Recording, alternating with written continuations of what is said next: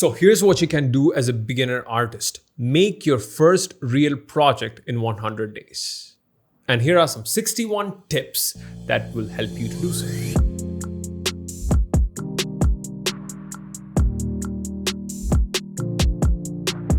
Hello everybody, welcome to yet another episode of the Skeshbook podcast where we talk about art, creativity, how to live a better life, make projects, and make sense of this thing, what we call life.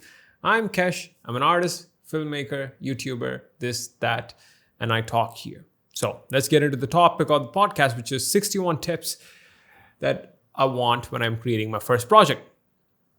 So here's the deal. I'm making my first ever comic book project, my first real comic book project. That is something I've been scared to do for a very long time. I'm doing it as part of 100 days of sketching. And I was trying to think of ways to actually complete it, finish it, and keep certain things in mind so that I actually complete it and finish it. And I have taken on a comic book project in 2017 and failed miserably to complete it, right? Failed miserably is an understatement because it was just drastic. I took on something that was too big and too massive, and I failed.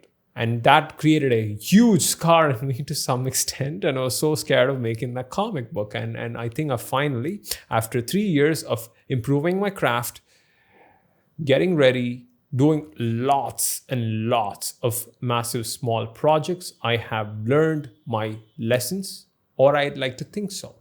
And I can only know whether or not if I've learned my lessons, if I try to do a project and finish it and behave gracefully while doing so. And there are ways to do it. And so here are some 61 tips that I've learned, 61 things that I like to keep in mind while I'm doing these things. These are quick tips, so I'm going to run through them like Usain Bolt on steroids. I don't know if he's on steroids or not. I'm going to start something right here. Anyways, so I'm going to divide this whole 61 tips into 3 categories. One is the beginning. You aspire to create something. What do you do in those phases? And then the middle, where you're in the middle of a project. You're creating something. And then the end. What do you do in the end? And what do you do after the end? So these are the 3 things. So let's get into it. The beginning. There are 12 tips. Number 1, think big and wild, which is don't be so small. Don't think so small. Think magically big. And there are attributes to big. Thinking big and choose something that is big, but at the same time, act small. Take that very big thing, cut it into small things, and start doing it. Number 2 is to face your demons and stare it in the eye. You may be scared of particularly creating something. All you need to do is just look at the thing that you're scared of making and go do it. Just stare it in the eyes. That is the easiest way to face your fear. The third thing is to have the courage to choose. Meaning, you may want to do multiple things, but you choose one thing and you do that because doing multiple things is going to mess you up real bad. And comes the 4th thing, which is similar to the one before, which is sacrifice, which is you need to be willing to sacrifice certain things in order to do things. Doing one thing entails saying no to other things. Saying yes to one thing entails saying no to other things. So be willing to sacrifice. Number 5 is prepare the thing, but don't procrastinate, right? Don't fail to plan, right? Because that is planning to fail. But at the same time, don't procrastinate. Set a block of time for preparation and get to work. Number 6, make something that you want. Very simple. Make something that you want, not what other people want, not what other people you think want. Make something that you want. Number 7, projects, not goals. Think in projects and not goals, because that's the easiest way to finish something. Because goals often have a very strict deadline, and then when you don't end up hitting that deadline, you feel like a failure. But project feels like something you start and something you finish. Sometimes it takes longer, sometimes it takes shorter. So think in projects, not in goals. Number 8, start with an end in mind. How does your end product look like? Start with that. Number 9, you'll never know enough. So take the leap of faith and start doing. You'll never know enough, right? Just take the leap of faith and start doing, right? That's the whole point right there. Number 10, Create something meaningful, but not something that is expedient. Easier said than done, but create something that is worthwhile. Number 11, you are the outcome. That means the project that you're going to receive in the end is not the outcome. How you act while you're doing the project, the kind of person you're becoming is the ultimate outcome, because none of the things that you achieve will make you happy. What will actually make you feel fruitful is how you behave while you do something, how you challenge or how you tackle obstacles, how you manage yourself while you're handling hurdles and things like that. Number 12, the last of the beginning, which is this. Today is the day, my friend. Start. Now is the time. Today is the day. Tomorrow does not exist. You start today. So those are the things. So that's the first part. Let's get to the next one, which is the middle. You have started the project. Now, how are you going to sort of go through it? So at the start of the project, you will feel like you'll need to ready yourself by learning certain skills, but don't do that. You will never be ready enough as well. So start with what you have and keep learning as you go. That's the point. You make a project and then you learn as for that project instead of trying to learn for the sake of learning. 14, show up. It's half the battle. 80% of life is showing up. Half the battle is won if you just show up. 15, steal like an artist. And that means take a look at the things that are there in your life or in the life around you, in the works that have been created by other people. Take the essence, the core philosophy and the essence of those things. Try to put it in your mental blender and try to come up with something that is new, that adds value to the culture, rather than trying to create a new Frankenstein of other people's works, but rather something new that adds to culture. Number 16, when you miss, think reps, not streaks. What does that mean? Well, you might want to you're thinking like, okay, I need to create a page of comic a day for 100 days, but you miss day 3 or day 13. What you think is think of it as repetitions, not as streaks. You're not trying to create a streak of 100 days. It's more like you're trying to put in the repetition, like you win points in a basketball game, right? You don't just stop playing the game if you miss a basket. You just keep trying to put the ball in the basket and try to win more points. That's what you need to do. Think repetitions, think points, not streaks.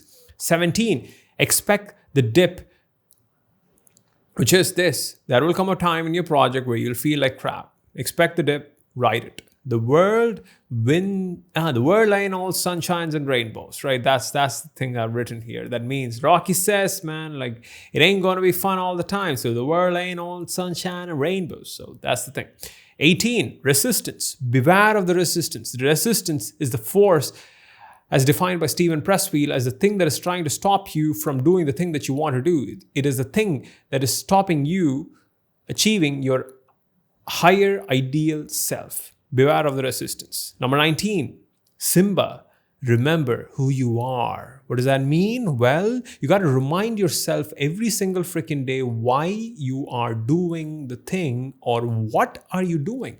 I have never written down my goals, and that has made me extremely unclear about a lot of things. Once I started writing my goals down, the things that I'm trying to achieve in the next 3 months, 6 months, or 8 months, every single day, I'm more clear towards what I want to achieve and I'm more prone to achieving it.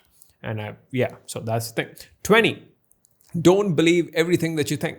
Beware of the voice in your head. It might fool you. 21, think big, act small. Well, I think I've sort of said this in the first one, but right here, the acting small part often leads to being in the present moment. Meaning, yes, you need to think big. Yes, you need to have a huge vision, but at the same time, look at the thing that you have right here, the smallest piece of action that you have, and then do it. Number 2, have a daily checklist. Routines is going to help you so much, especially in your project where you need to do things the same things or similar things day in and day out. It's good to have a routine. Once you have a routine, things will flow smoothly. If you don't have a routine, if you're sort of winging it every single time, it's going to cost you and expend you a lot of energy. You don't want that, right? So don't do that. Number 23, one thing a day. Do one huge, massive thing a day on your project, and that will move the needle on your project. 24, eat the frog for breakfast. That means do it early in the day. You have one big thing in the day, do it early in the day so that you will get it out of the day. 25, 2 crappy pages per day. That means allow yourself to do shitty work. There's a piece of advice in the writers community that goes around that says you have to write 2 crappy pages a day, or all you need to do is just write 2 crappy pages a day. And that is such an easy thing to do compared to, say, 1,000 words a day. And having huge, high ceilings, such as 1,000 words a day, will stop people from starting things. 2 crappy pages a day, it's easy. So then that means if you allow yourself to do shitty work, allow yourself, doesn't mean you have to do shitty work, allow yourself to do shitty work and set the bar low for what it means to start something, you will actually do a lot more of that thing. 26, take a walk. If you're clouded in your head, move, get out, exercise. Walking will clear your mind. 27, have a get-to-do list, meaning don't think of the works or tasks in your project as to-dos, but think of them as get-to-do. I get to do those things because you choose them. You chose to do those things. You get to do them. And that will help you feel like you're not a slave to your project. 28, the first draft mentality. If you're scared of doing your project, just have the first draft mentality, which is this, my friend. Just think of this as the first version of the massive project. Miyazaki wrote Nautica and Valley of the Wind as a comic before he made it into a movie, and that is fine, right? So he made a completely different version, which is sort of his first draft, and then made it better into a movie that was a much better version of that piece of art. So have that first draft mentality. Do the thing first. 29, to be or to do. And that means focus on doing the thing rather than being the thing. That means if you're an artist, you art. If you're a writer, you write. Do stuff. Don't try to be an artist. Don't try to be a writer. It won't flow down well.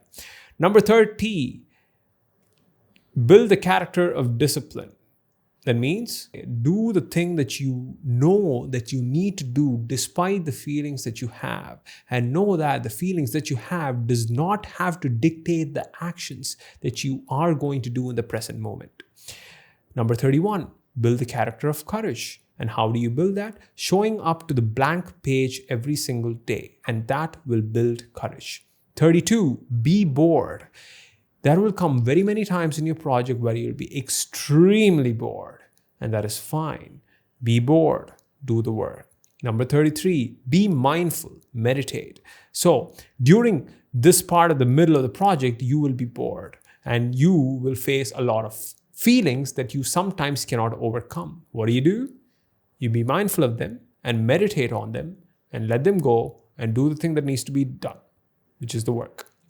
Number 34, when things get tough, press the gas. Are you a spark or are you a flame? Then that means things are going to get tough during the project. And usually when things get tough, people quit. But what you can do is use that term or use that circumstance as a trigger to build a different action. When things get tough, you press the accelerate button, you press the gas, you go forward. When there is a bomb blast behind you, everybody will be running away from it. You are going to be the person who's going to turn around and run towards it, right? So that means when things get tough, you turn into a flame rather than die as a spark. 35, it's okay to cry. And that means you're going to have a lot of feelings, as I've told you. It is fine. Let it out. Sometimes it's okay to cry. Or in other words, vent out. Find healthier ways of venting out rather than venting out on other people. It's a pro tip. 36. Think like a veteran. What if this happens 1,000 times? Sometimes you're going to lose the floppy disk in which your project was there. And that will make you sad and depressed and it makes you want to quit. What do? It's simple. You think like a veteran. What if this losing of the floppy disk happens 1,000 times? Well, you would be slightly more desensitized towards it and you would actually possibly could take a more proactive action in that step. So do that. Number 37, just keep swimming. That's it. Just keep swimming. No matter what happens, you keep swimming. Number 38, better than passion. Use purpose, skill, and character. Passion comes and goes. Purpose stays pretty even. Skill stays pretty even because you have it. It's built within you. And character stays pretty even because it's often repetition of certain action that builds a character. If you do the thing that you say that you do all the time, that means you have the character of a person who abides by their word. So focus on these things, then passion. Number 39, be a student, humble yourself. There will come a time where you'll see successes during your journey. And during those times, remember, ego is the enemy. Humble yourself, be a student. Number 40, a quote from Bhagavad Gita, which is this: you have the right to put in the work, but not the results it deserves. Don't expect the results of a work, just expect to put in the work. That's it. 41, the only thing that you can control is the work. What you do and your actions are only within your control, not the results of the work. That is 41. So sort of banking on the 41, 40, the previous point as well. So 42, work your demons into your art. Success is the only revenge. A lot of us carry traumas or past problems and unresolved resentments and things like that.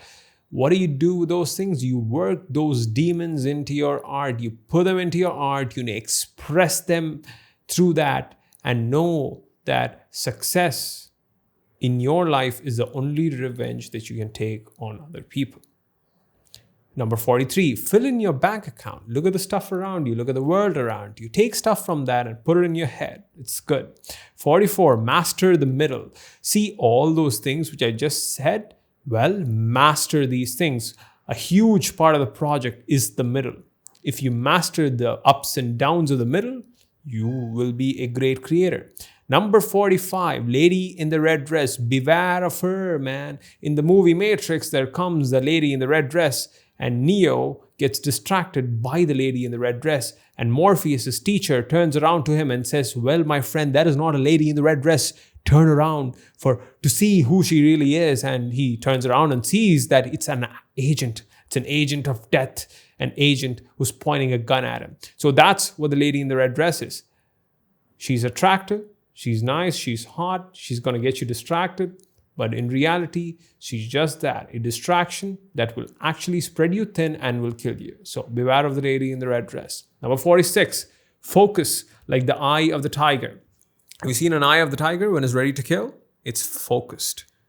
Be the eye of the tiger, or have the eye like a tiger on your project. 47, when you're stuck, push the car. Hammer away little by little till you gain momentum. So there will be times when in your project that you will be stuck and will feel like an impossible boulder to move. What do you do during those times? Simple. You slightly push the car. If you have ever pushed a car, it's hard at the start. But as you keep pushing, you'll gain momentum and the car gets easier to push. So that's how you do it. When you have an impossible boulder in your project that seems so big and hard to push, you list it and you hit it bit by bit till you gain the momentum and you push the car up the damn mountain. Simple. 48, clean your desk, bucko. Meaning, clean your desk, keep your desk clean. Clean it as much as you can. Keep it organized. That will clear your head. 49, go with the flow. Oh yeah, then that means you got to be adaptable. There are going to be so many things that's going to come and go. And what do? You go with the flow. 50, get out of your own head. That is very, very important. Don't take things personally. Get out of your head. See yourself like an 85-year-old version of yourself is looking at you, and advise yourself to do the right thing. And 51, the last of the middle, which is this. Yes, you are an imposter, and that is fine. So most of us feel like an imposter when we are actually doing a project. And most people try to logically reason it out. But that is a feeling that I found that there is no point in logically reasoning it out. A better way to go about it is a technique that Viktor Frankl, a psychologist, suggested. He's a Holocaust survivor, by the way, has written some great books. And he says you need to simply do the opposite, which is he often recommends people who have the fear of sweating in public to simply go, I'm going to sweat more right now. Instead of, I'm so scared of sweating right now, but I'm going to sweat more. So he just says, go in the opposite direction. And that often allows you to fail, which in turn actually puts you in an equilibrium, right? So if you feel like an imposter, yeah, fine. You are an imposter. So what? You're going to do it anyway. So that's the thing. So that is the middle, my friend. We are in 51 points are done. The last but not least, the end is here. And here are the last 10 points that is possibly going to help you, which is this. Make something beautiful. Make something for the next 50 years. Don't fall for the trends. 53. If you want to make something perfect, put in more time, but don't get carried away. It's a delicate balance. Don't get carried away by perfectionism. Just put in more time, things will get better. But beyond a certain point, it will start getting worse. 54, great things take time, but first drafts don't. So make that first draft right now. Yes, your bigger project that's going to be like the next greatest comic book in the whole world is going to take more time than you think it will, but first drafts don't. Have the first draft mentality, make your first draft, and that is number 55, ship it. Ship your first draft. It is fine. You can tell the world that there's going to be a better version coming. Ship the first draft. And 56 is to share it. Once you ship it, you share it, meaning you talk about it, you market it, you tell the world that I made something, why you may or may not need to buy it. You talk about that. And that is 57 actually, which is, can you wear your work on a t-shirt? That means make something that you can wear on your t-shirt. Can you wear a title or a poster of your comic book on your t-shirt? Most people are so scared about talking about their work, but you make something that can be worn on a t-shirt by yourself. So that is the thing. 58, go pro. That means being a professional does not mean that you make money out of something. Being a professional means treating your work with respect, with diligence, with sincerity, and doing the thing, whether you're getting paid or not. That is a true professional. In that case, I'm not a professional just yet. 59, cut. That means if you have your end work, cut a lot of it. Throw a huge bunch of it. Perfectionism or great work often cuts a lot of non-essential things. So cut it out. Cut out the non-essentials. So do that. Number 60, stop when you feel fresh.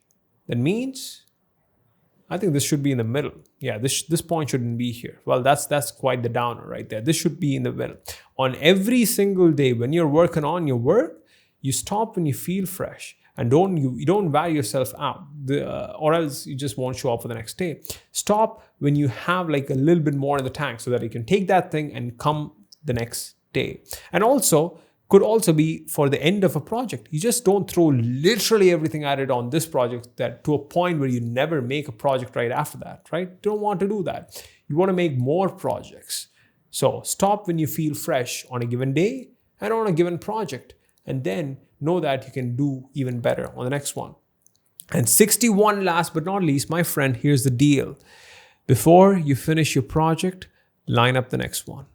Line up the next project. Get it. Say that I am going to do this one right after this one. When the end is near, you line the next one up. So those are the 61 things that I'd like to keep in mind when I'm starting, when I'm creating, and when I'm finishing a project. And hopefully these things were useful to you, because clearly I'm going to write and talk a lot about these points in detail in the coming podcasts. Yeah, that's it. That's it for this episode, folks. See you in the next one. Bye-bye. Grinding, money on my mind, and I'm headed to the top. I won't stop until I find it. Write my name in diamonds, but all these lights are blinding. I wonder, is it worth it? Feel like I'm losing my mind.